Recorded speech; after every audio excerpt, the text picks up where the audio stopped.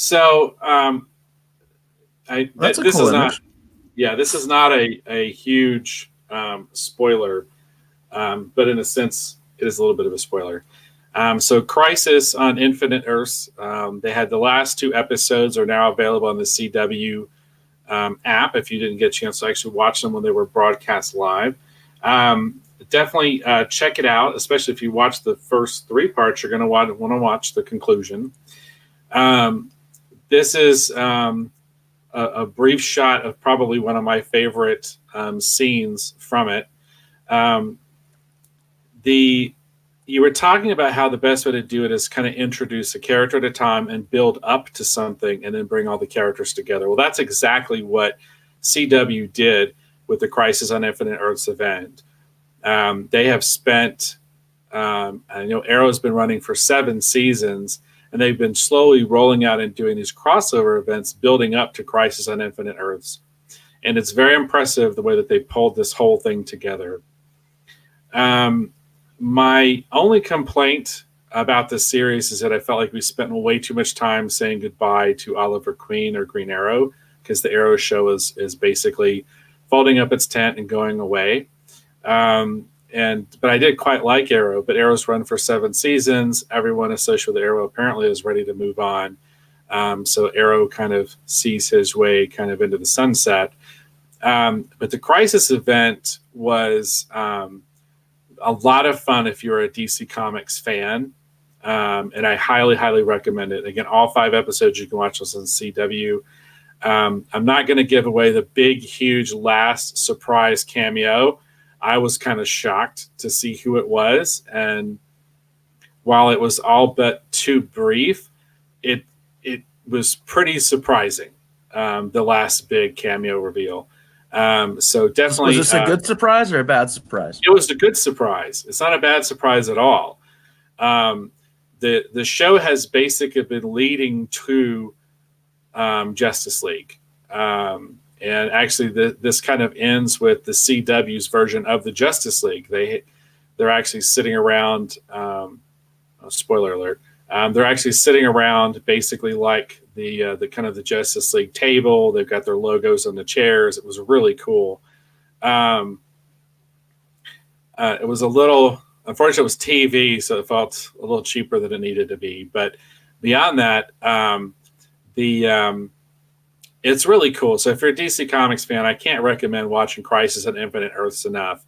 I'm looking forward to, apparently the Superman and Lois show is actually going to series, and that'll be coming out soon. I'm very excited to watch that show. But I mean, seriously, I mean, live action. I mean, Martian Manhunter, Flash, Batwoman, Green Arrow, Brandon Routh reprising his role as Superman. I mean, it was so much fun. And John Cryer's Lex Luthor, I didn't like him in the first 3 parts, but in the second 2, he kind of redeemed himself, and I kind of was finally seeing him as Lex Luthor there towards the end. I thought he did a pretty good job in the last 2 episodes. But no, I mean, if you're a DC Comics fan, I can't recommend it enough. You need to check out Crisis on Infinite Earths. It has the same problems a lot of the CW shows have, but if you can kind of look past some of that, if they had taken their time and built up the DC Comics universe, it kind of gives you a taste of what really could have been done. Now, in this same thing, as it ends, we get a lot of quick cut shots of different things. And if you're excited for Stargirl, you want to watch this. I literally could not. The last ending bits of this, I could not believe what I was seeing. And the fact that it all kind of exists and the fact that it all is interconnected as a part of the multiverse is pretty amazing. So while DC has been maybe having some missteps when it comes to films, although I'd say Joker would maybe say not as many missteps as you might think, when you look at what they've been doing on television, when you look at what they've been doing with some of their streaming content, it's pretty impressive. Pretty impressive. So kudos to Warner Brothers, the CW Network, and DC Comics for pulling off a pretty impressive event in Crisis on Infinite Earths. I just want to say I still haven't watched it.